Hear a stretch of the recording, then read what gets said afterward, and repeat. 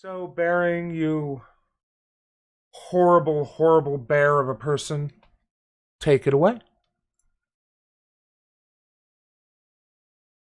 So I'm sitting here this morning with my cup of tea, Googling big black veiny cocks, like I do most mornings. And this is what Google auto-completes for me. Black Lives Matter protest Brisbane 2020. Black Lives Matter protest. Black Lives Matter protest Brisbane. Black Lives Matter protest Canberra. Black Lives Matter protest Wollongong. Black Lives Matter protest Sydney 6 June. Black Lives Matter protest Wagga. Black Lives The international proletariat is learning and rising up. Soon we will rise up and claim the means of production from our bourgeois masters.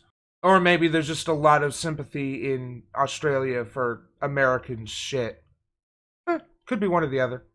Lives Matter protest Adelaide. Black Lives Matter protest Sydney Saturday. Now, I was a little bit taken aback by this. Firstly, because I didn't get my morning dose of big black veiny cocks. And secondly, so the funniest thing about Bearing is, aside from being a total Rantsona lolcow, is that for a long time his Rantsona was the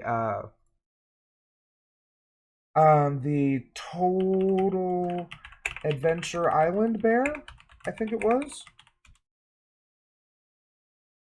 Let's see.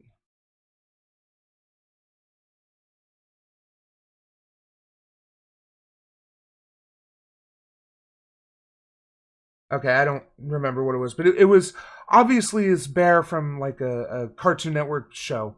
And then he had to stop using it, so he adopted this Maurice Sendak looking motherfucker. why the fuck are there Black Lives Matter protests happening in Australia? More after this 30-second sponsor. Protests for George Floyd. Keto with Bear.com, and you can get a whopping 51% off your first shipment of keto. Free shipping in the US. Link in the description. Protests for George Floyd and Indigenous Australian deaths in custody. A series of rallies are happening across the country this weekend in support of the Black Lives Matter movement and against the deaths of... So, what do we think his argument is going to be here? That Black Lives Matter is an American movement and that Australia doesn't have this issue? Or that Black Lives Matter is inherently a bad movement and its spread here is only proof of SJW poisoning or whatever? I'm curious which way he's going to go with this. My bet is Black Lives Matter is a terrorist group and should be eliminated and not supported, and that the SJW poisoning of Australia is what happened. So let's hear what he has to say. Of Indigenous Australians in custody. As the world responds to the killing of George Floyd in Minneapolis, Australians have been urged to look more closely at the systemic police brutality in our own country. More than 400 Indigenous Australians have died in a state of custody or at the hands of law enforcement since the 1991... In state custody, there's a slight difference there. I know you're stupid, but, you know, it's pretty black and white English. Royal Commission into Aboriginal deaths in custody. A series of rallies are happening across the country this weekend in support of the Black Lives Matter movement and against the deaths of Indigenous Australians in custody. Ooh, I just thought of another angle he could go that would be totally disingenuous, but right up his alley. Indigenous people aren't black. Let's see if he goes there. They're being organised by or in conjunction with Indigenous Australian activist groups. Warriors of the Aboriginal Resistance is organising the Melbourne and Brisbane protests, and the Adelaide protest is happening in collaboration with SOS Black Australia. The Sydney rally, which will also be live... I love that he's just reading this with no commentary. This is... I mean, sure. You couldn't have condensed this down into your own words in your edited video? I've streamed, fucking cool, I'll be watching that, is being jointly organised by the Indigenous Social Justice Association, the Anti-Colonial Asian Alliance, and the USYD Autonomous Collective Against Racism. Protesters are asked to wear black in solidarity. Protesters are reminded that the gatherings of more than 20 people, or 10 in New South Wales, are still restricted for public health reasons, and minimal social contact is recommended. But if you do plan to attend, organisers encourage you to wear a mask, use use hand sanitizer, or stay at home if you're unwell. Listen, we've just spent the last few months as prisoners in our own homes because of the Chinese pandemic. Plenty of businesses still... Oh, Chinese pandemic. I didn't think he'd attack it this way, that it's like, so what, is the pandemic real or not, if they're encouraging us to protest like this? aren't open. Our economy's fucked, and we just went into recession because of it. I still can't go down to my local pub for a steak and a beer. Fuck, my state's borders are still closed. A state that heavily relies on its tourism industry, and we're not letting in tourists. A large chunk of my family who live a couple of states away still haven't met my 4-month-old kid. And we're gonna start holding public protests because a guy got killed by a cop in Minneapolis, in America, on the other side of the world. What the hell else are we gonna do? We can't go to work? Seriously. I think this is why this blew up as much as it did, because people didn't have the excuse of, well, I gotta go to work. I don't gotta go to work right now, so, I'm either gonna be looking for a job or shit's gonna be fucked up. Let's fuck shit up. Let's protest for a real change. Because we don't have anything else to do.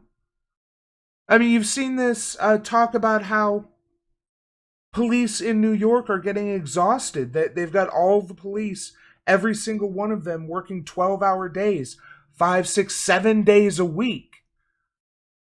They can't keep doing that. That can't keep up forever, but protesters can keep coming out. There's still more people who are coming out, and the same ones can come out and do it over and over again. This is why we're seeing Minneapolis say, okay, maybe we need to do something about the police. This is why LA is saying they're cutting funding from the police. Because we have the power. And that terrifies people like Bering, because these are people exercising their populist power for things that he disagrees with. So he's going to shit on them and say it's fucking pointless and talk about how, oh, I guess the disease wasn't that big a deal since we can all go out and protest. I saw it described this way. There's a bunch of bees in the area and you're allergic to bees, so you stay inside to avoid the bees. But then a friend of yours is attacked by a bear, so you run outside to attack the bear. The bees are still there. It's still a problem. We're going to have to deal with that. But in the meantime, let's deal with the bear. Or the pig, as the case may be.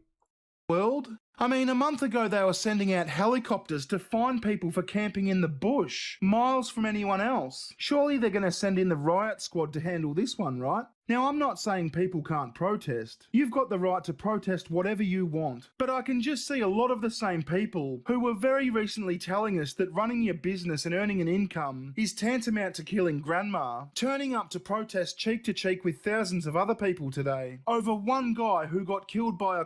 Do you think that's not part of our calculus?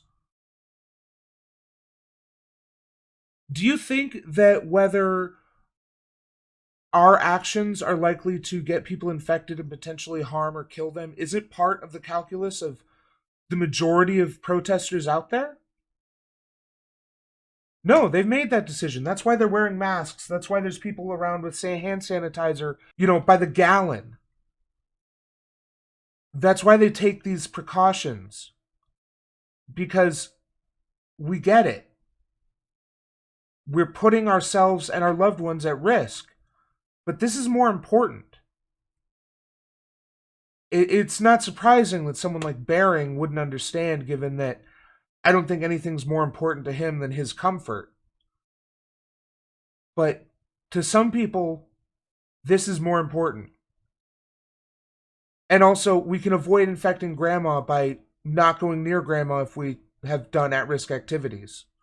As simple as that. A cop on the other side of the world. Now, Bering, I hear you say, it's not just about George Floyd, it's about Aboriginal deaths in custody. That's an Australian issue, homie. Okay, fair enough. There are a lot of Aboriginal deaths in custody in Australia. Now, I'm not a huge stats guy, but here's what I basically understand about... You don't say. You're not a huge stats guy. the issue. Aboriginals represent over 25% of Australia's prison population, and Aboriginals represent around 15% of deaths in custody. So that seems kind of positive, doesn't it? I mean, if you're over 25% of the prison population, but only 15% of deaths in custody, isn't that a good thing? Well, here's...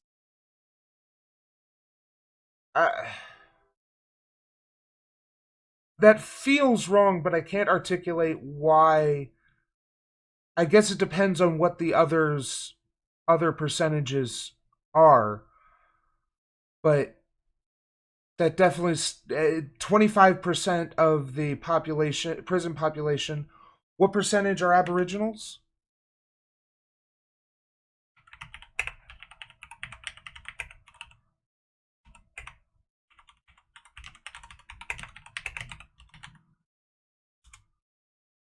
Okay, 3.3%.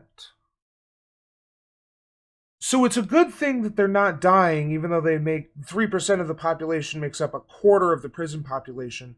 But they're not all being killed, so it's not that big a deal. Jesus fuck. I honestly don't know with these far right-wing people, whether they actually feel what they preach or what they just neglect the other side's arguments to support their views. Yeah, it's definitely a case of oftentimes they know they're wrong, but they have to say it to keep the money coming in. the kicker. Aboriginals only make up 3.3% of Australia's population. Okay, so I could have waited for him to talk about it, but I wouldn't have believed it if I hadn't looked it up myself. So how are you going to get out of the fact that they're 8 times the prison population proportionate to their the rest of the population? So when you compare deaths in custody to population, it looks bad, really bad, there's no denying that. But here's the real question. Why are there so many Aboriginals in custody? Is it because A, Australia's law enforcement and judicial systems are horribly racist? Or B, Aboriginals commit more crimes? I don't know the answer to that. It's probably a mix of both. Similar to black people in America, black people are arrested and convicted for more crimes, for more crimes disproportionate to their status in society. But this is due to a variety of factors, including the racist system in which they live. So it is a case of both, but one kind of causes the other. I'm not a criminologist. I'm not a sociologist. I am, however, quite the proficient backyard gynecologist. Just saying. All I know is today's protests are going to be interesting. Are they going to go off peacefully? Are they going to turn into riots like they have in America? They're kicking off right as I'm recording this, so we should have our answer and some footage in the next day or so. Until then, here's my stance on the issue. All lives matter. Black... Bam! There it is. All lives matter. Racism has ended. We've solved it. It's over. Everyone can go home. The racists have been defeated. Yeah, no. This was a nothing video.